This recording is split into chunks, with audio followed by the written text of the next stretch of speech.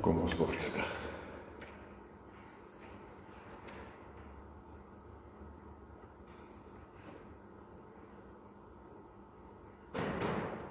Die Here is in sy heilige tempel. Almal op aarde moet in sy teenwoordigheid stil wees. Amen. Gemeente, genade vir julle en vrede van God ons Vader en van Christus Jesus ons Here en van die Heilige Gees. Ons gaan vanoggend uit die woord lees uit Genesis 13. Dit is die verhaal van Abraham en Lot, die se weer geskei het. Maar kom ons word eers stil en bid ons saam.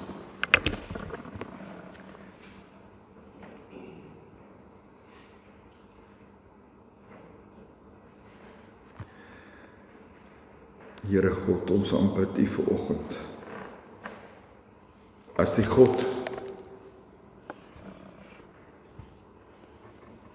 van die heelal, die God van ons wêreld, die God van ons land, Here ook ons persoonlike God. U wat groter is as wat ons ooit kan vermoed en nader is as wat ons ooit kan verstaan. Nader as ons vrokkie en ons hemp, sê Martin Luther. Here, ons aanbid U as ons God, wat hierdie dag vir ons gegee het, sodat ons so by mekaar kan kom en U kan kom aanbid. Dankie Here vir Sondag, waar ons kan rus van ons besig wees in die week en tyd het vir mekaar, maar bovenal ook tyd vir U. Ons bid dat waar U woord ook al verkondig word vandag, dat U dit sal seën en deur U Gees ook in mense se harte sal inbrand. Dit bid ons ook vir onsself, Here, dat U hier vanoggend met ons besig sal wees deur U woord. Dankie vir U woord, o Heilige Gees, wat U aan ons geskenk het, om ons te lei in die volle waarheid. Dankie dat U ook U woord aan ons verklaar in ons harte, dat ons dit nie net kan hoor nie, maar verstaan en kan beleef en kan uitleef. Ons aanbid die Here Jesus, U wat gekom het om ons te kom red. O Lam van God wat die sonde van die wêreld wegneem. U is ons Here. U is ons koning. Koning van die kerk en koning van ons harte. Regeer nou vandag opnuut weer vir ons deur U woord en deur U Gees. Ons bid dit in Jesus naam. Amen. Psalm Genesis 13 van vers 1 af. Abraham het uit Egipte na die Negev opgetrek, hy en sy vrou met alles wat aan hom behoort, en Lot saam met hom.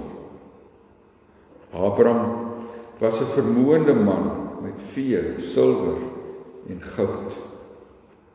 Hy het van staanplek tot staanplek uit die Negev vertrek tot by Bethel, tot by die plek waar sy tent vroeër tussen Bethel en Ai gestaan het. Die plek van die altaar wat hy voorheen daar gebou het. Daar het Abraham die naam van die Here aangeroep. Ook Lot, wat saam met Abraham getrek het, het kleinveebeeste in tente gehad. Die land kon hulle nie meer dra nie, sodat hulle nie saam kon woon nie, want hulle besittings was te veel. Hulle kon net nie meer saamwoon nie en daar het 'n stryery ontstaan tussen Abraham se veewagters en Lot se veewagters. Die Kanaaniete en die Ferisiete het ook toe nog in die land gewoon. Abraham sê toe vir Lot, laat daar tog nie 'n stryd wees tussen my en jou en tussen my veewagters en jou veewagters nie. Ons is immers broers. Lê die hele land nie oop voor jou nie. Trek liewer van my weg. As jy links gaan, sal ek regs gaan. As jy regs gaan, sal ek links gaan. Lot het rondgekyk en gesien dat daar in die hele Jordaanstreek volop water was. Dit was, voor die Here Sodom en Gomorra verdelg het, was dit soos die tuin van die Here. Soos Egipte land in die rigting van Soar. Lot kies toe vir hom die hele Jordaanstreek. Lot het ooswaarts getrek en so het hulle van mekaar geskei.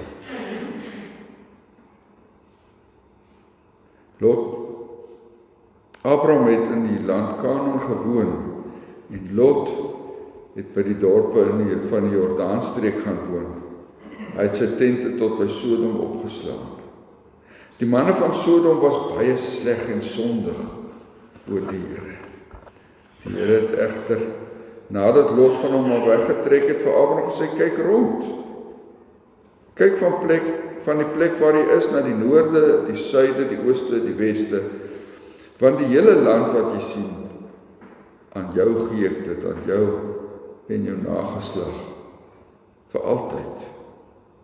Ek sal jou nageslag maak soos die stof van die aarde, sodat as iemand die stof van die aarde kan tel, ook jou nageslag getel sal kan word. Maak gereed, deurkruis die land, in sy lengte en sy breedte, want aan jou gee ek dit. Abraham het sy tente versit, hy het by die akkerbome van Mamre, wat by Hebron is aangekom en daar gaan woon.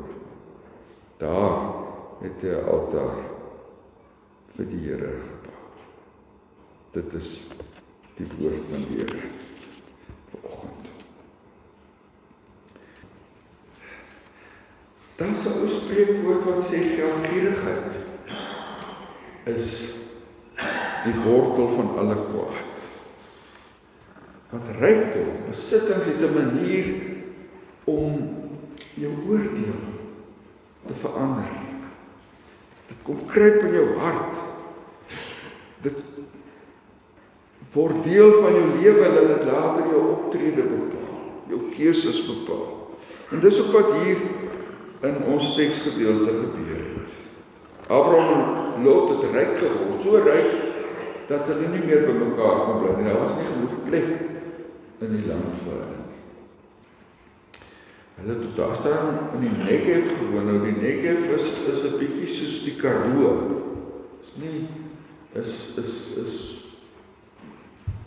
Soos die Karoo. Min water, bossies, nie so baie veiding nie, so hulle het baie veiding nodig gehad vir al hulle diere, en dit begin toe probleme tussen hulle en hulle veroorsaak ook die veewagters het met mekaar begin beklei en stry oor die water en oor wie mag waar wy en so aan. Hulle besittings het vir hulle 'n probleem geword. Laat ek sommer dadelik sê, besittings is natuurlik nie sonde nie. Dis 'n gawe van die Here. Abraham was 'n ryk man omdat die Here hom geseën het. Later Salomo, die rykste koning van Israel, was so ryk omdat die Here hom geseën het en dit vir hom gegee het. Daar's niks verkeerd met rykdom nie. Maar in die praktyk werk dit nie altyd so goed. Hoe sê die spreekwoord? Dit kos sterk bene om rykdom te dra. Want baie besittings het inherent versoekings wat daarmee saamkom. In ons mensehande groei rykdom tot tot proporsies wat meer is as wat jy kan hanteer.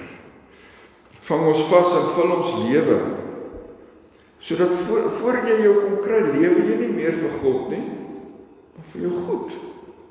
Word dit die fokus van jou lewe. Hoe sê die Here Jesus, waar jou skat is, daar is jou hart. En dis presies hier wat in ons teksgedeelte gebeur met Abraham en Lot.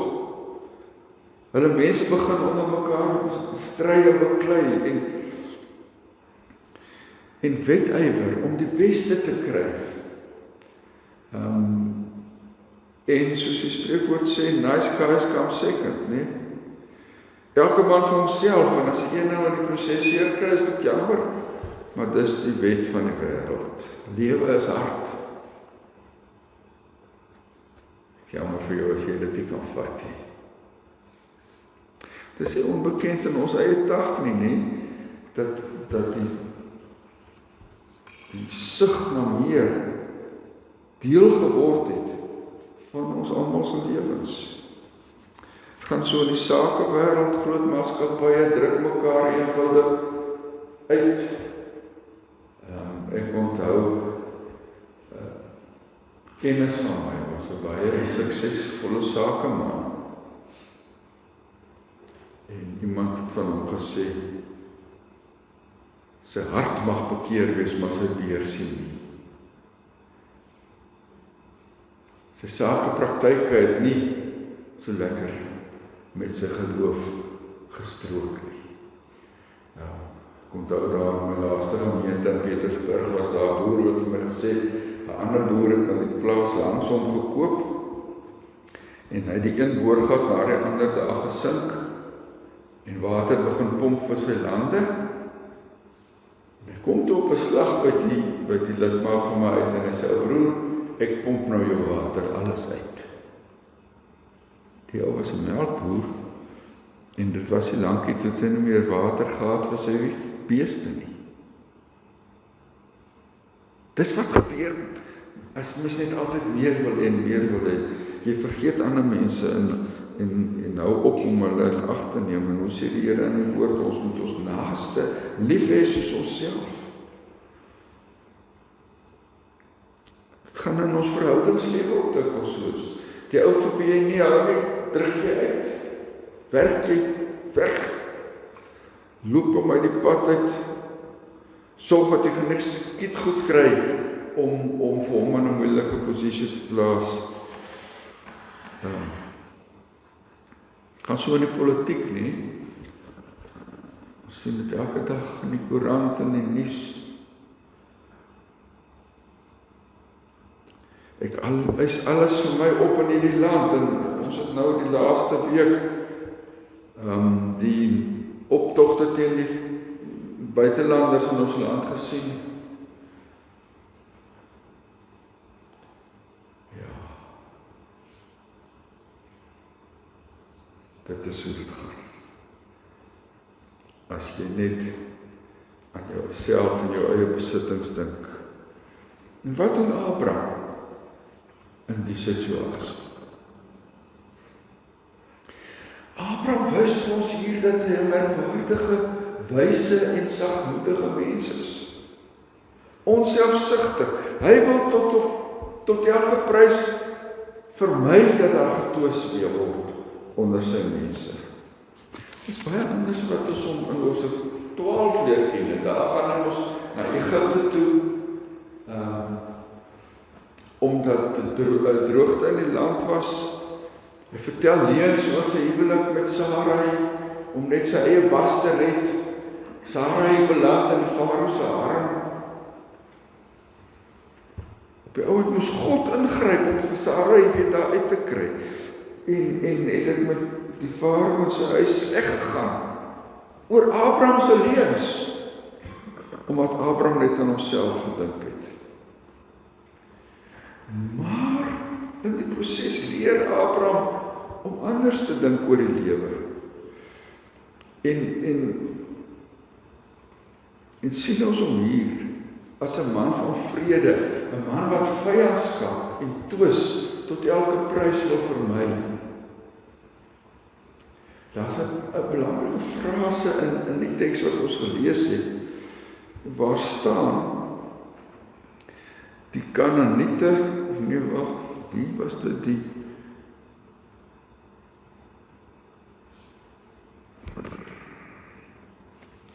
die Kanaaniete, dis in vers 7, die Kanaaniete en die Ferisiete het toe nog in die land gewoon. So, hulle daar tussen, heidene gewoon en Abraham het gevoel, hulle kan nie hier met mekaar beklei as gelowiges. Wat 'n voorbeeld stel hulle vir die heidene wat om hulle woon en tussen hulle woon. Een van die redes hoekom Abraham besluit het om dat sy in Lot se paai moet skei.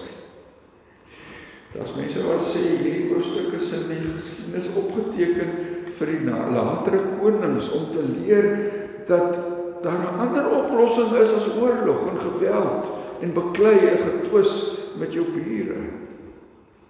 Want dis nie die Bybelse oplossing nie. Abraham is 'n man van vrede wat ten alle koste vrede wil handhaaf. Abraham het verstaan dat hy 'n roeping het om in vrede te leef, terwille ook van die Kanaaniete en die Ferisiete.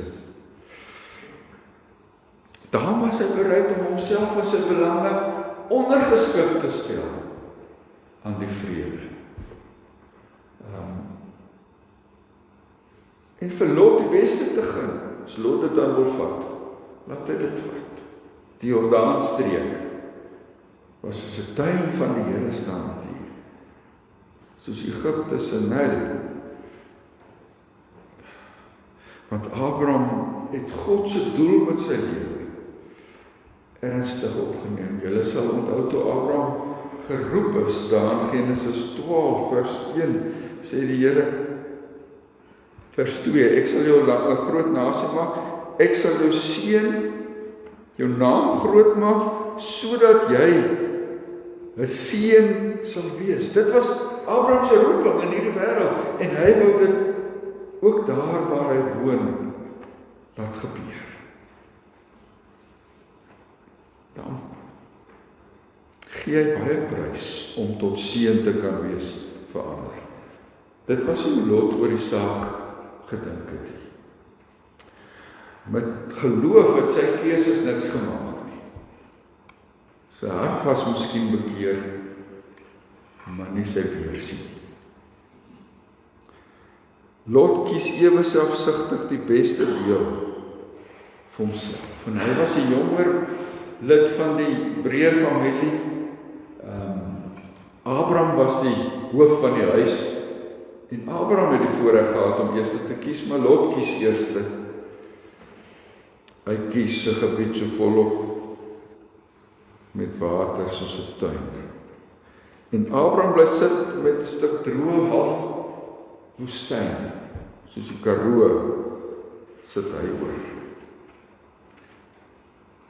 En tog, so staan dit in vers 14, na dit alles sê die Here vir Abraham, kyk rond, kyk na die plek waar hy is, na die noorde, die suide, die ooste, die weste, van die hele land wat jy sien, aan jou gee ek dit aan jou nageslag vir altyd.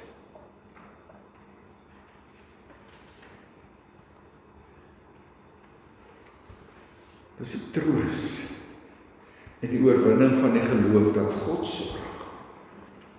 Dat hy jou nie los nie. As jy getrou is aan hom, sal hy jou nie in die steek laat nie. Dit is die belofte van die Here in sy woord. Dit is die belofte van die Here aan Abraham. Hy sien na Abraham om. Hy behartig sy saak vir hom. Hy bestuur hom, sy lewe. Abraham kon vrymoedig, vrygewig en grootmoedig wees en onselfsugtig wees, omdat hy God se hand in sy lewe gesien het en God vertrou het met sy lewe, aan God se beloftes vasgehou het en geweet het God sal sorg. Hier sien ons geloof, soos die Hebreërskrywer baie later sê.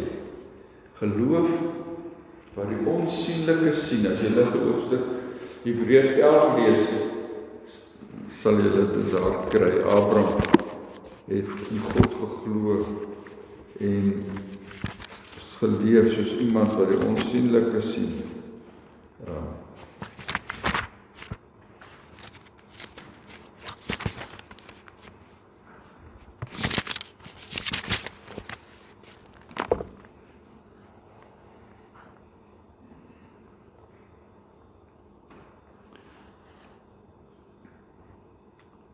Waar staan dit nou?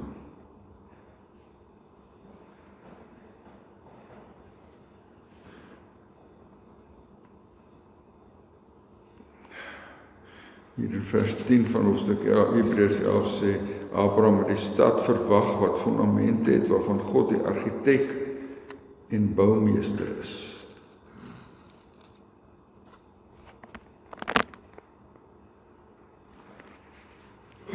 Dit was Abraham. Geleef uit God se beloftes. Hy het 'n geloof gehad wat weet, die lewe is meer as kos en klere en besittings. Wat verstaan het dat 'n mens nie net van brood alleen leef nie, van besittings wat geld kan koop nie, maar van die woord van God en van sy beloftes. En daar staan met Abraham nog net beloftes gehad. Die belofte dat God by hom is. Die belofte dat God hom 'n groot nageslag sal gee. Die belofte dat God hom 'n eie land sal gee. Dit was alles net beloftes. Daar staan met hy nog nie 'n stukkie grond gehad in die land Kanaan. Eers toe Sara dood is jare later, wat hy 'n stukkie grond koop, wat hy sy eie kan noem, waar hy vir Sara kon begrawe. En is lank na hierdie gebeurtenis eers wat Isak opdaag, die kind van die belofte. Abraham het niks gehad, behalwe God se woord, God se beloftes, om aan vas te hou. En dit is geloof, dis hoe ek en jy ook moet leef. Kom ons hou vas aan God se beloftes, want dit is genoeg. En uiteindelik het ons soveel meer as Abraham. Ons het nie net beloftes nie. Ons het gesien in die geskiedenis van die kerk, hoe die beloftes waar word. Hoe Jesus Christus gekom het. Sodat God ons Vader kan wees. Jesus wat gesê het, ek is by julle al die dae, ook vandag. Kom ons leef dan so, soos mense wat verstaan, dat ons in God se hand veilig is. Amen. Kom ons bid saam. Here, ons dankie dat ons lewens in U hande veilig is. Dankie vir U belofte dat U ons nooit sal begeef en ons nooit sal verlaat nie. Dankie Here Jesus dat U gekom het om dit waar te maak. Dat U by ons is elke dag. Dankie vir die gawe van die Gees wat in ons woon, sodat U by ons kan wees. Ons wil U volg, Here. Ons wil soos Abraham wees. Vir U kies, vir U waarheid kies, vir U navolging kies. En nie vir onsself. Here, ons sukkel daarmee. Ons ontdek in onsself ook 'n stuk lot, wat eerste vir onsself wil gryp, wat ons kan. Wat bang is dat U gawes te min is vir ons almal. En dit daarom vir onsself opeis. Here, vergewe ons daarvoor. Maak ons mense wat leef uit die woord en uit die hand. help ons soos Jesus. Wat hy aan homself gedink het, maar sy goddelikheid en eer en majesteit in die hemel gelos het om tussen ons te kom woon. Here, ons wil soos hy wees. Help ons om in die week te leef met die oog op U gefestig, Here Jesus. U wat die begin en die volëinder van ons geloof is. Ons bid vir hulle wat siek is, operasies ondergaan, behandeling kry. Wees met hulle, Here, en wees vir hulle Vader wat sien en sorg. Ons bid vir hulle wat koud is in hierdie dae, Here. Hulle wat te min het om van te leef. Hulle is om ons, Here, ons sien hulle op die straathoeke. Ons bid vir hulle wat ontheem is, nou in busse sit om die land te verlaat. Nie weet wat in hulle tuisland op hulle wag nie. Wees ook met hulle, Here. Wees met ons in hierdie dag. Help ons om vandag te leef soos mense wat die onsienlike sien. Amen.